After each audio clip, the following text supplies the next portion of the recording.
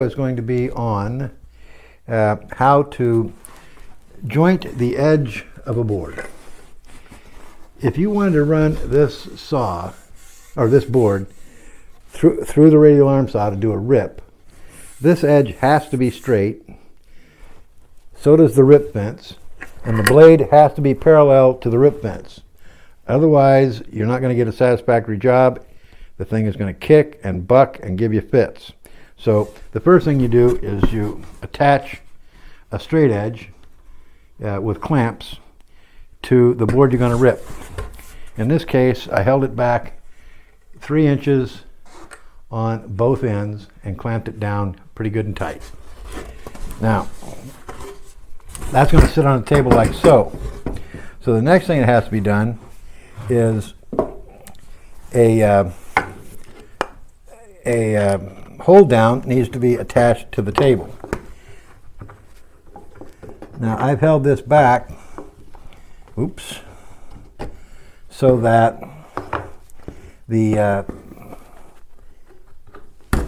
I held it back a bit so that when I run the board through, it won't bump into the end of that board, my hold down. Don't want that to happen. Life's too short. I make enough mistakes already. So then, this just screws down on top of that.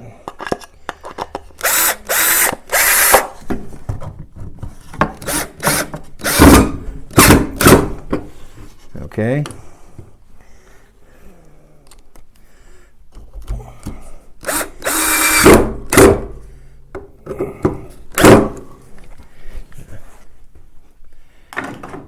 It's important that this part not stick out so far that it's going to bump into your clamp when you run the board through. But you can see that's going to hold that down nicely. It's a little bit, I think what I'll do is I think I'll stick, well, I don't want to have to reach over there. Well, as long as when I'm running that through, as long as I push down good, it'll go. All right, so now got the board in place. To elevate the saw high enough to clear the top of this board.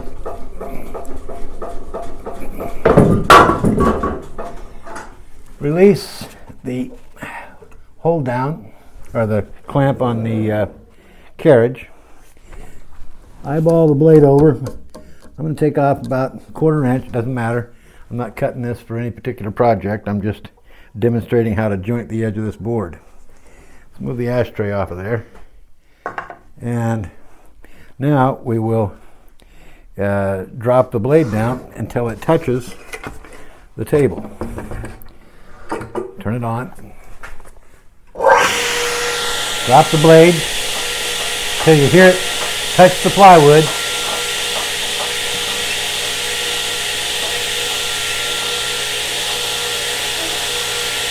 Hear that? And go just a little bit more.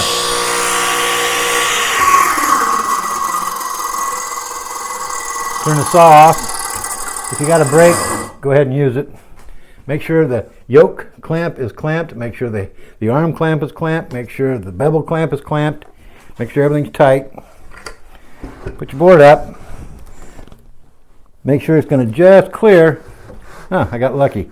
It's just going to just clear the top of this board, the back of the saw guard, because you don't want this thing popping up in the air as you're doing this. As far as I can tell, except for a little difficulty right there, we're set to go. So let's see how it works. Slow and easy.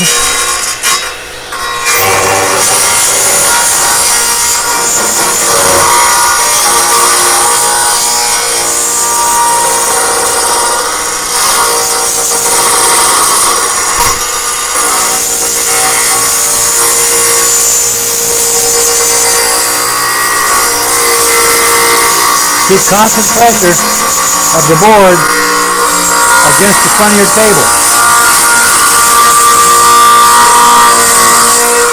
Hear that? Done. Now,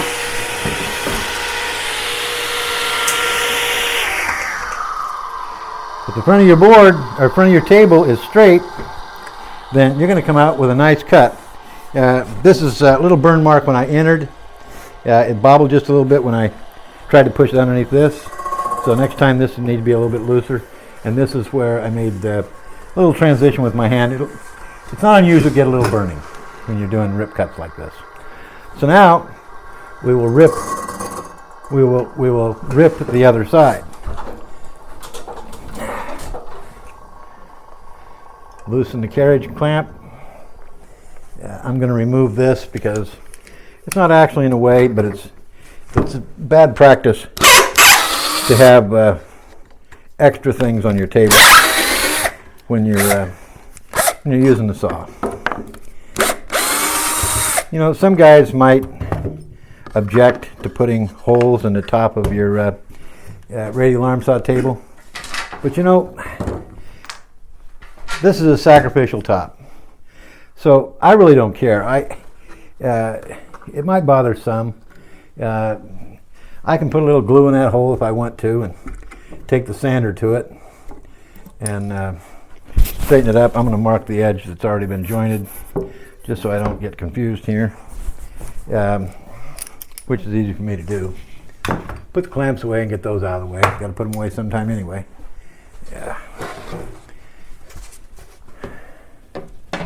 The first thing I want to do is lower the blade for the rip cut.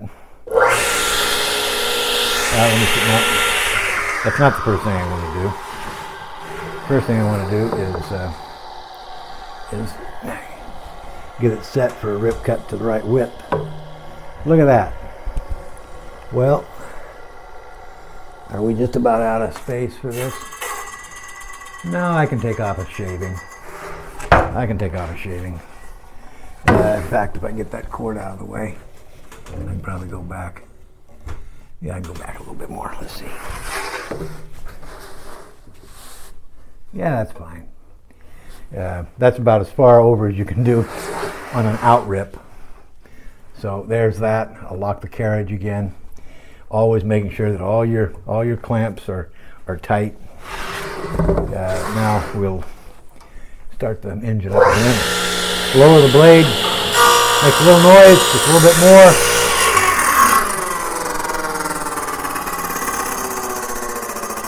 Then we'll make sure this is, yeah, we're still good. So that's good. Now, need to put on the my hold down. We don't want to do this without a hold down.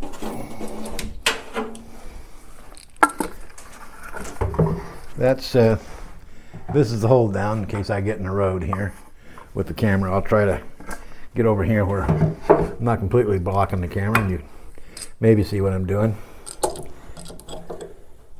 Now I'm going to push that over pretty close as far as I can, because the sooner this board that I'm ripping comes into contact with this hold down, the better the cut's going to be. Loosen those wing nuts up, push this down, if you can see what I'm doing, pretty firmly. I would rather have it too tight to where there's a little bit more friction than some might like on the rip, but I like it pushed. I like this board pushed tight to the table. Okay, so now next thing we have to do is get the featherboards and put them on. Okay, so we put the board back underneath. That's another nice thing about this. See, it just holds it in place so nicely. Then we clamp a featherboard on. Make sure you keep it back a little ways away from the blade. If you got it up here over the blade, when this little piece gets ripped off, it's going to pinch the little piece you're ripping off between the featherboard and the blade, and well, all hell's going to break loose. You don't want that. So just beware of that. That's all.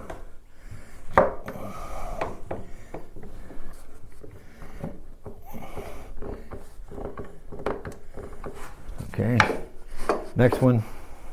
This could swing without this one. Okay, so this one really puts the tights to it when you put this one on. I get it down close and then I give it a good shove. Again, I'd rather have this really tight against the table, pushed really tight against the fence. See, that isn't coming out of there without some effort. So it can't kick back on you. What did I do? I did it again. I put the damn thing on backwards. Well, we'll put it on right.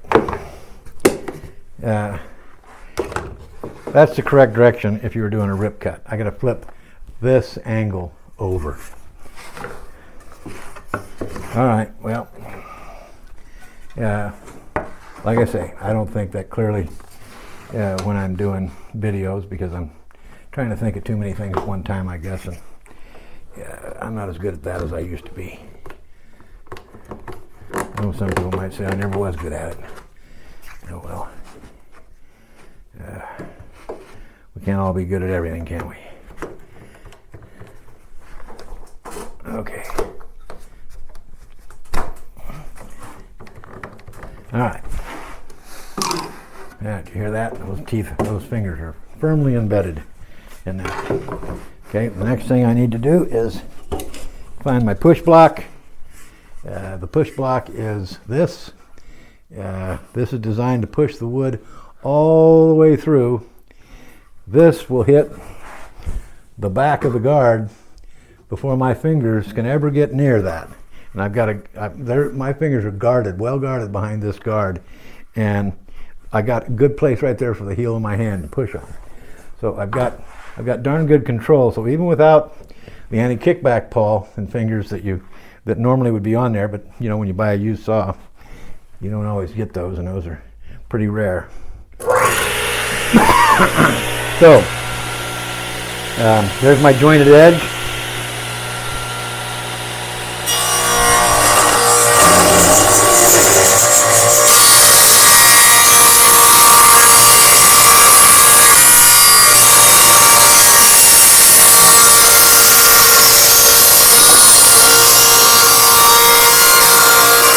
You can see my fingers are well away from that blade, and that piece has been pushed all the way through.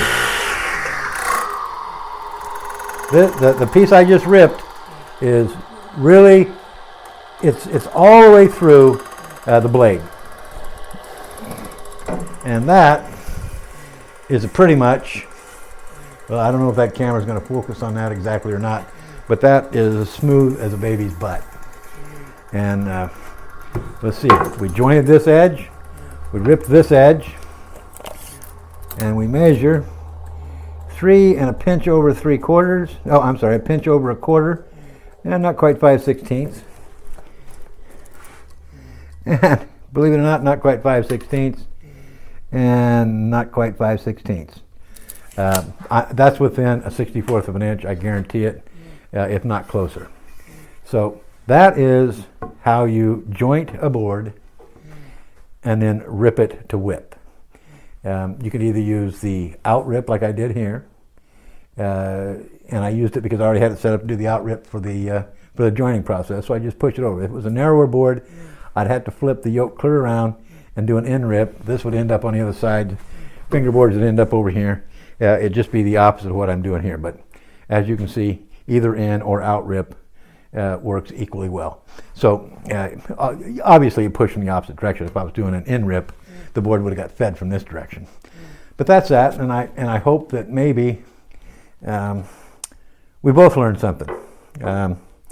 It takes a lot of practice to do these things, and it's difficult for me to do the video and to be thinking about the video and thinking about what I'm doing. So I do make a few mistakes, but thank you for bearing with me, and hope to see you again. Thank you.